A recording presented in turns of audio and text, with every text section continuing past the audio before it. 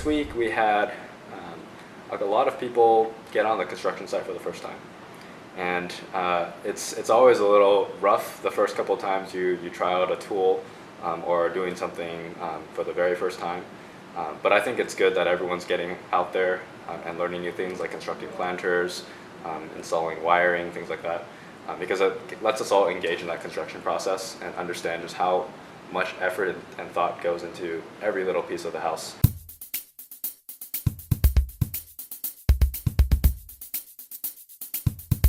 And as soon as all these people have gotten some experience on the site, then week after week they'll get better and better.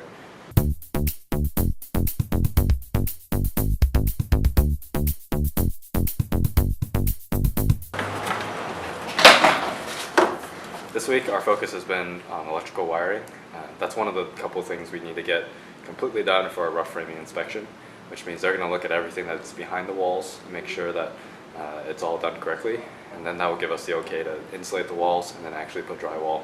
At that point you can't really easily go inside the skeleton of the wall anymore, so it's kind of the last week. We're hoping that we can see what's inside the wall, make sure things are wired correctly, plumbed correctly, and so my focus has been buying wire, making sure people are installing electrical boxes in the right places, wiring to the right locations, and clipping wires to studs, and that's all really new stuff for all of us. So these aren't the kind of things you learn in class.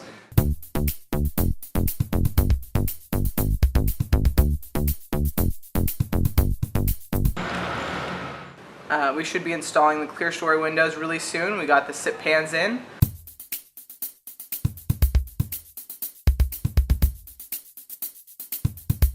We're getting those fit all the way in, putting in the waterproofing, and then we get to nail those windows, screw and nail those windows in, get the waterproofing on the outside, and all the windows should be installed after that. So our clear story windows are a very, very important architectural feature.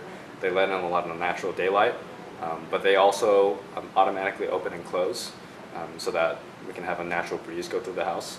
And this is a fantastic feature in the house, but it also means it's one of the most technically complex areas. But the hope is that in a couple of days, when that clear story is done, we finally have sealed that area so it's watertight. Then we can install the electrical wiring to the actuators. And those will, with the flip of a switch on our control system, will automatically open and close those windows, so that the house can basically determine when opening a window is going to get your house cool, and it'll do that automatically.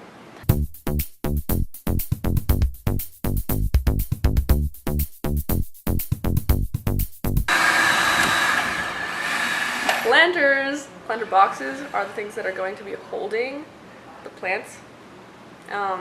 They're aligned all along the sides of the house, and they're kind of like shelves, but they essentially just hold the plants.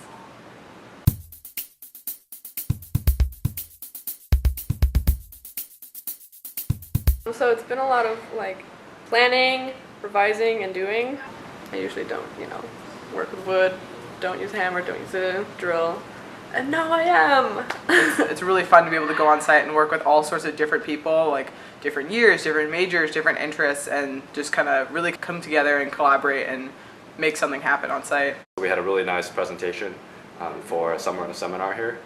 We had, I think, one of the best presentations we ever made. We got students from the behavior design team, from landscaping, from construction, electrical, and architecture, all talking about different parts of the project. But I felt like that presentation really came together nicely. A lot of people gained a lot more confidence speaking in front of a group, and it was just really nice to hear that people were starting to take initiative and talk about the project and feel proud to be on it. So in general, I think we had a lot of fun this week. We also all kind of hung out. We went to 4th of July in San Francisco, took a little break then, so it's good to have a little bit of fun outside of construction too. Yeah.